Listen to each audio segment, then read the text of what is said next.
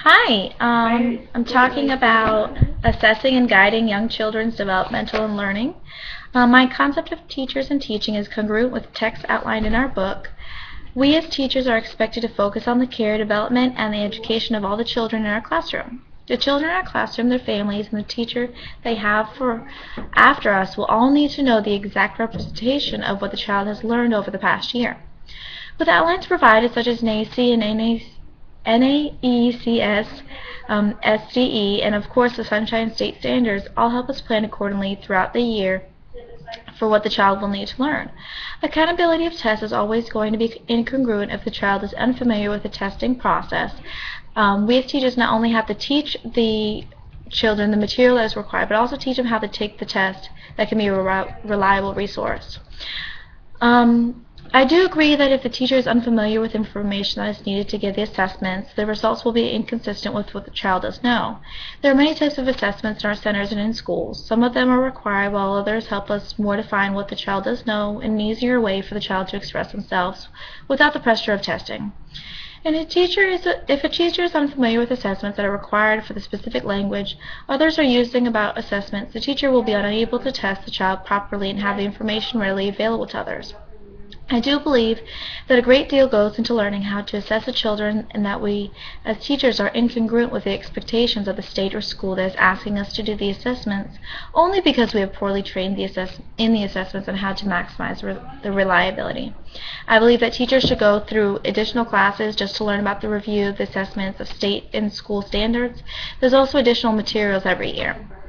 Factors of learning where a child is at academically helps the teacher form a plan for the child to learn at a higher material in the best possible environment for ultimate results. When a teacher learns how a student learns and how they express their knowledge, the teacher can understand why a student does well on one test but poorly on another. The teacher can address their concerns with the associates and find ways to help the child do well in assessments that are required but uncomfortable at this time for that child. Teachers adjust constantly throughout the day to shape the class for the best environment for all the students. Having another teacher in the classroom, there is a perspective on the teacher's concerns, and another teacher can spot some key components that help or hinder the child's ability to learn or take the assessment. There are many things that directly affect the assessments, and it's our job as a teacher to assess all the children fairly. Finding out the student has a disability or finding someone who has a challenge or extra help is a key component to start the process fairly. Students who also have a diverse social and cultural and linguistic backgrounds are the ones creating the tests need to be aware of these and make assessments equally fair to all students' backgrounds. When teachers can distinguish the differences their students involve the parents and their community, they can use many assessments to measure in a supportive and familiar way, appreciating the similarities and differences among the cultures. Also, by providing more education in dual language courses, not only English, the student in the English course, the students are more able to understand the material and make a connection between what is asked in the classroom and what is asked on the assessments. I am a co-teacher in the classroom, and having the students trust you is especially important at the beginning of the year. It is essential for you to make an accurate assessment of the child's abilities. If you are unable to have the student trust you in your co-teacher at the first assessment, then please be sure to make sure you have a valid and reliable results.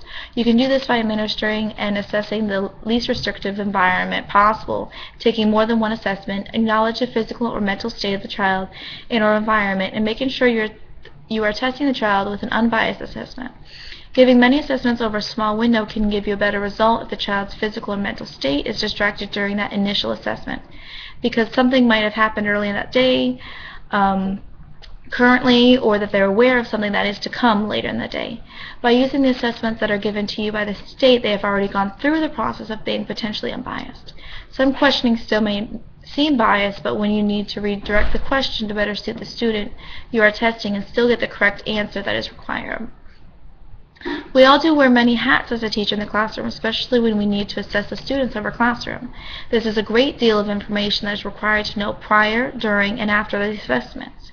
We as teachers need to be well prepared for the child being tested, the assessment, and the results that we will then incorporate into our daily planning to get the children back on track, or by keeping them challenged. There are also many factors that we need to be aware of, such as the background of the child, their educational background, family life, community life, and then you need to address anything that is currently affecting the student. By making sure the assessments are equally fair to all students, then you can predict in a reliable and valuable resource.